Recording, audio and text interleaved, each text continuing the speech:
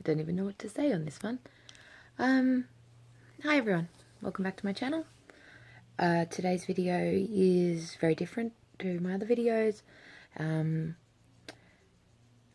filming this on the 12th of September, which is the 8-year anniversary of my mum's death. And I think this is a good time to talk about dance mums. Not the show Dance Mums specifically, but dance parents, specifically mums though.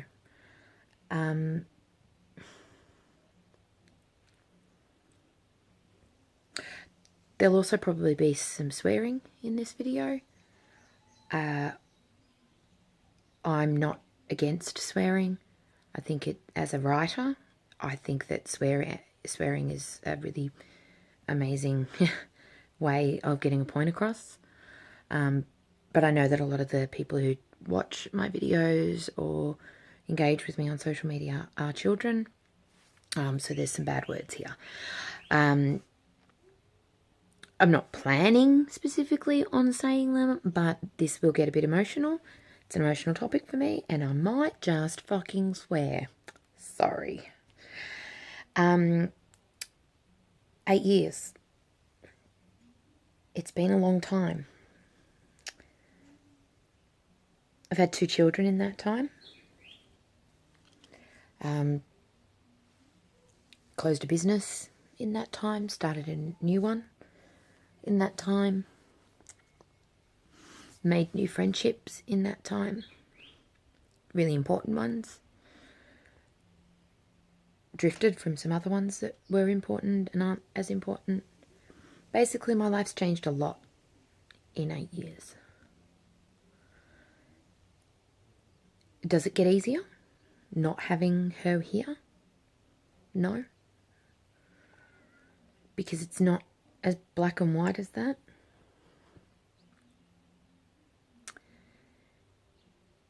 It's different. A life without my mum was not ever a life I had thought about or wanted. And I'm a planner. I'm a very practical, plan out my life kind of person. And I was very realistic that things don't always work out the way you want them to. The one thing that never occurred to me was that my mum wouldn't be there. It just never occurred to me. It never occurred to me that I'd have to plan for that.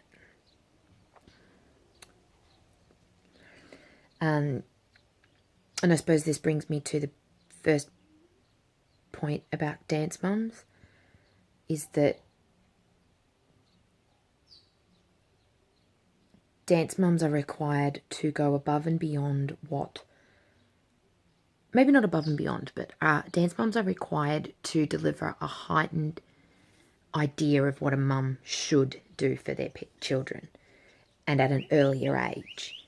When I'm talking about dance mums, I'm predominantly talking about mums who are parenting a child, and they are a child, who is not just enjoying dance, but so passionate about dance that at the age of 8, they tell their parent that is what they want for their career, and that they need to be at the best dance schools, and that they need to be doing this and doing that. And that must be terrifying to have an 8-year-old come up to you, as I did to my mum, and start talking about career and life plans at 8, and not in the normal way an 8-year-old would, where they're talking about their dreams and, what's what I want to be when I grow up.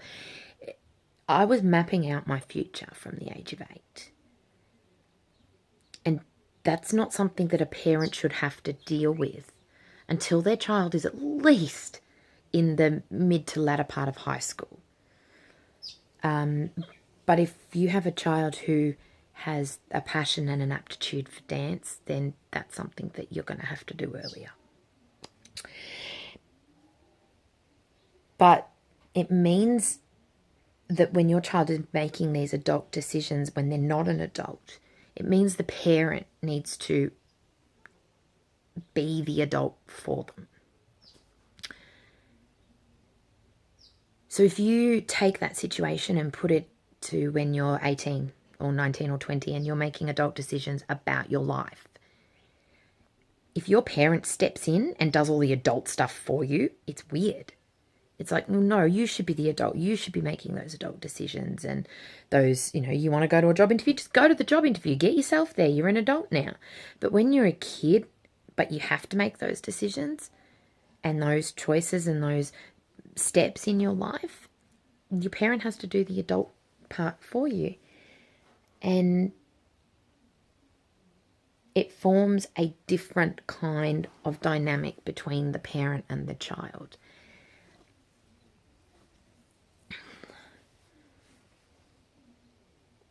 My mum was an amazing mum. She was an amazing woman. And she was a bloody good dance mum.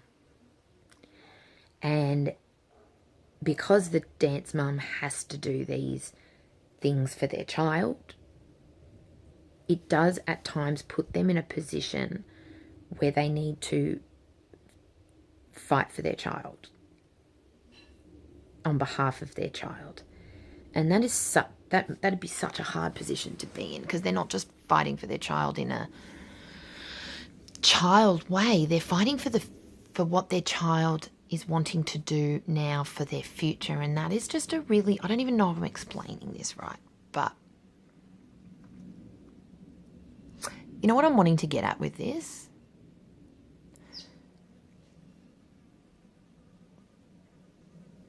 My mum did so much for me, so much, that I couldn't do for myself as a child, that I needed done because at the age of 8, I knew what I wanted to do for my career. And that was about 10 years earlier than it should have happened. And she stepped up big time. And people gave her shit for it. People assumed she was forcing me into it. Her family, her brothers and sisters, thought that she was pushy and a stage mum, and just that she made her daughters do this. And I remember even as a kid being insulted by that, because if they had known me even a little bit, if they had taken the time, my family, to get to know me, they'd have known that I wasn't going to be pushed into anything. I did what I wanted. My parents, both of them, not just my mum and my dad, not only supported me, but they gave me literally, physically, economically, and emotionally everything I needed to be able to have the best chance to make it as a dancer and make it in the world of entertainment. And the people who were supposed to love and support my mum the most, her brothers and her sisters, turned on her and said that she was a bad parent for that. And other people did as well. Outside of her family, other people did that. And if you're a dance mum, I know you know what I'm talking about. And if you're a dancer who has a dance mum, I know you know what I'm talking about. People think that you're a bad parent for being a dance mum. Now, granted, there are some bad dance mums out there. There are some nutters. And yeah, my mum was a nutter at times when it came to me. But put yourself in their position. What would you do?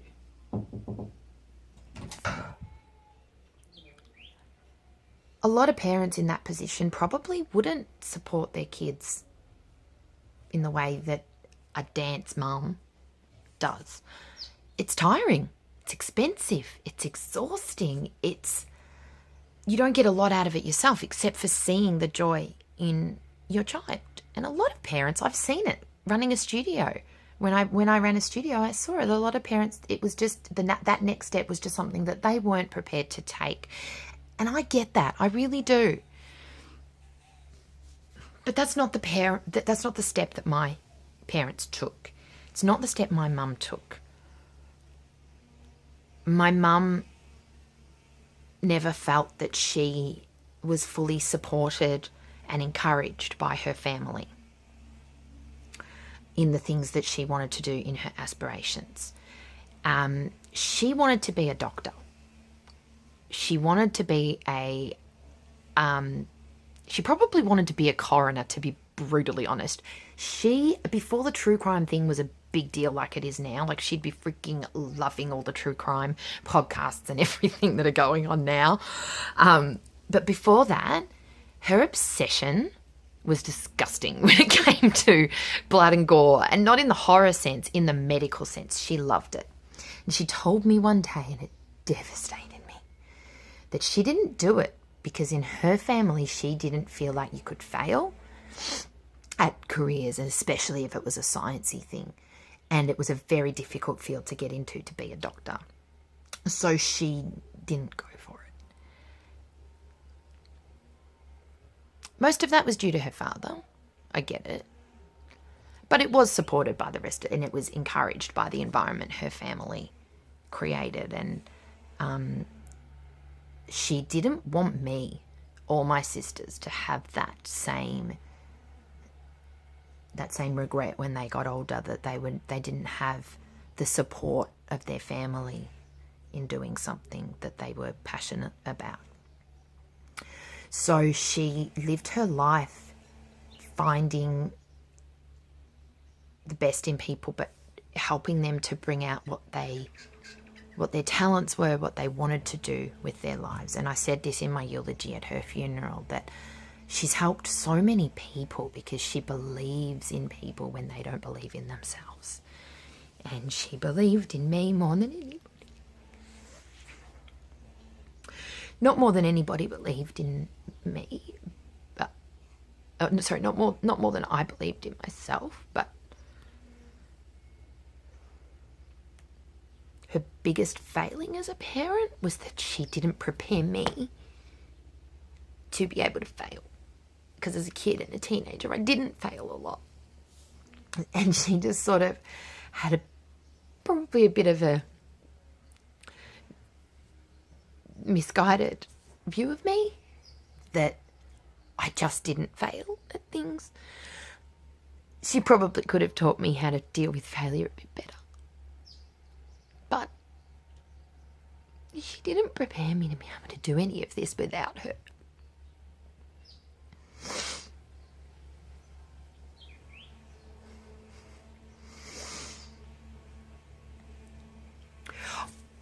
I deal with really big emotions by repressing them first. So 8 years is not long for me, because I didn't grieve.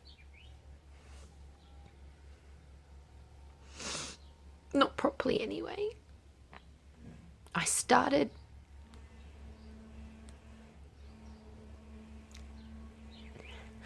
I think Mum's passing. Oh, I hate that term. She's dead. She's dead, okay? She didn't pass. She hasn't moved on. She's dead, okay?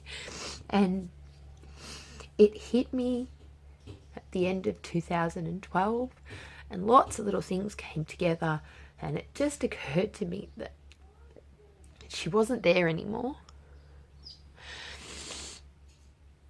And she wasn't there to pick up the pieces when something went wrong in my business, and to help me with my confidence, because people can tell me all the time that I'm great or positive things, and I find it really hard to listen and to take that on. But when Mum told me, I felt like, maybe I can do this, because if she believes in me, then maybe I can do this. But at the end of 2012, when she wasn't there and things were starting to go downhill, and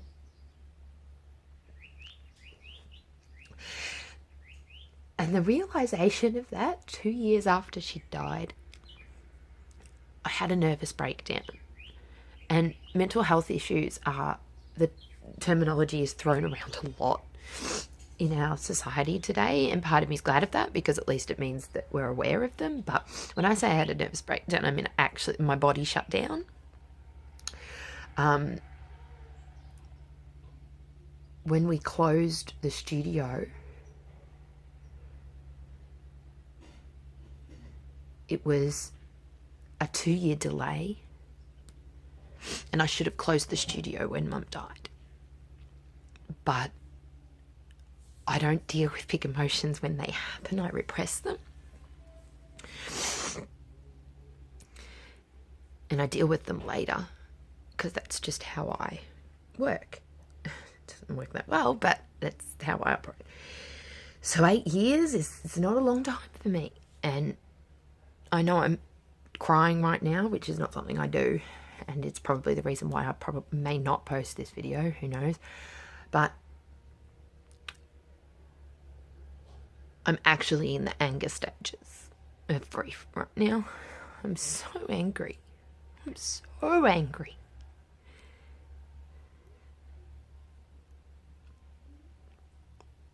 But I don't want to be angry.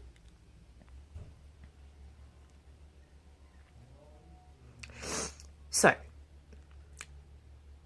if you encounter a dance mum, back the fuck off. You have no idea what that woman is doing to support a child who is, by all intents and purposes, a freak. Because that mother has a kid who has come to them and said, this is what I want to do with my child, with my life, mother. Probably not said it like that, but... And I've seen it. This is not just my personal lived experience. I have seen it in other students where you have this kid who is so good and so passionate. And you know that if you don't help them to achieve this right now when they are a child, by the time they get to the age where everyone else starts making life choices and adult choices, as in when they are an adult, if they don't help them when they're 8, it's too late when they're 17. Because that's just the nature of anything where it involves the physical body. And dance is one of those. Dance is one of the ones that it happens earlier. They have to mature earlier. Can you imagine how hard that is? So again, if you encounter a dance parent, a dance mum, back off. And if you're the sibling or a family member of a dance mum, then don't be an asshole like my mum's brothers and sisters were to her. You should be in awe of what that dance mum is able to do. Because I've experienced some really annoying, hard to deal with parents in my life. But the true dance mums are not the annoying, hard to deal with parents.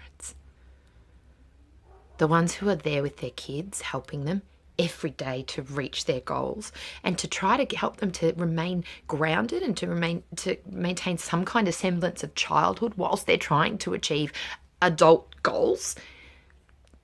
They are some of the best parents I have ever encountered, and I hope that I can be half the parent that these dance mums are. So don't judge a dance mum because you think they're pushing their kid. Trust me, I'm a judge. Like, it's literally my job. I get paid to judge people, to judge dancers. These kids are not doing it because they're being pushed. The ones who are doing it because they're being pushed by a parent who wants them to do it and live vicariously through them, maybe that happens one in a million, maybe. The kid's doing it because they want to do it, and the dance mum is struggling and running behind them with a hot fix glue gun in one hand and a credit card in the other, and they are doing more than their best. So back the fuck off. And to all the dance mums out there, you're amazing. Thank you for what you're doing for your kids and for the industry of dance that I love so much.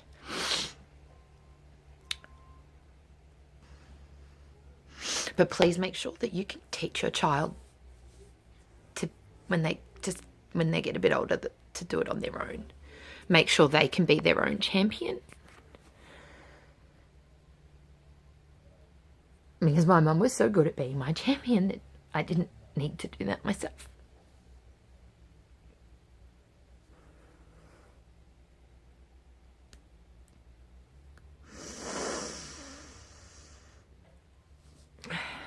Eight years.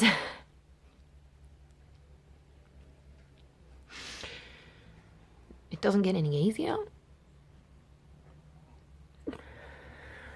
There is nothing easy about this.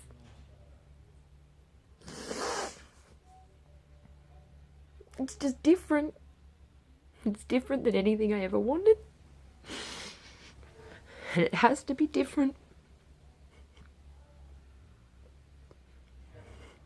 Because she's not here anymore. It's like it's a completely different world.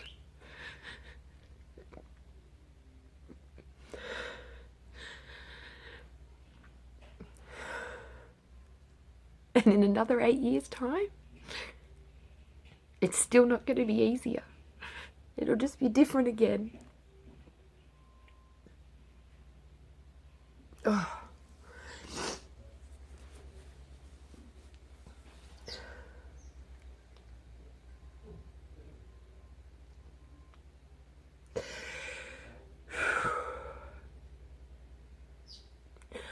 Thank you to everyone who has supported me and my family over the last 8 years.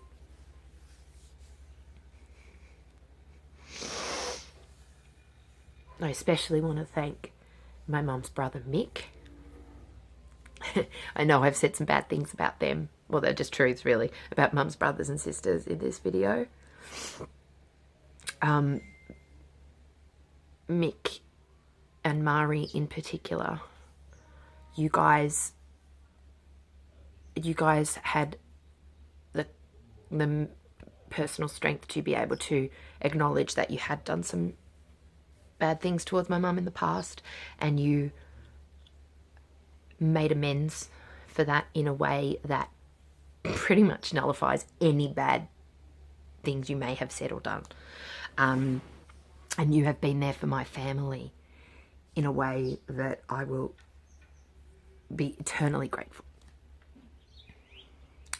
My husband Mark, obviously, who just had the between Mark and my best friend Steph, you guys had the completely impossible, unenviable task of trying to fill the gap that Mum left in my life. And I'm so sorry you two were put in that position, but you have done it so brilliantly well.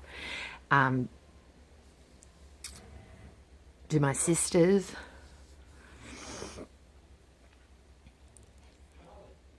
thank you for being the other 2/3 of Helen's girls, which was an insult that was used by Mum's sisters. I know, I don't get why it was an insult either. We're very close, my sisters and I. Close, not in a, we don't sit there and tell each other how wonderful we are and you know, I love you, but you guys, I do, you know, I love you. We are formidable, funny, weird, crazy, strong women because of Helen Haywood. To my dad, you've always been amazing, and you have done so much for us since Mum passed that I didn't even think it was possible for you to be a better dad than you already were.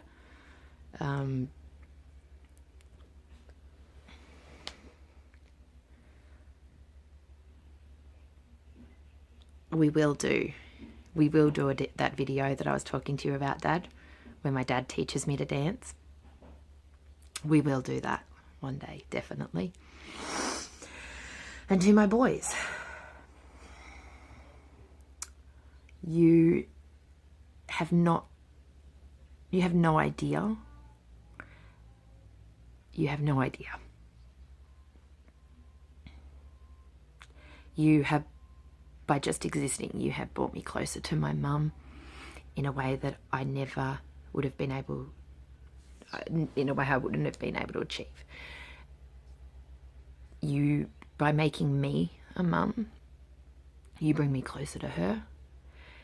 By challenging me, you give me reasons to remember her every day and think, shit, what would Mum do? What would Mum do in this situation?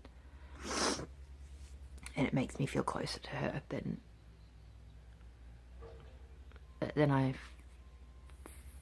than I'm emotionally able to.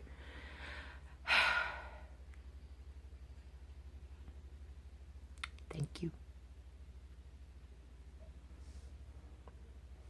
Thank you to everybody who has helped. And to those people who get to the end of this video and still think that dance mums are crazy and horrible parents, please hit the thumbs down button. Please. Please hit the thumbs down button. And to you people, I say that. And to the dance mums out there,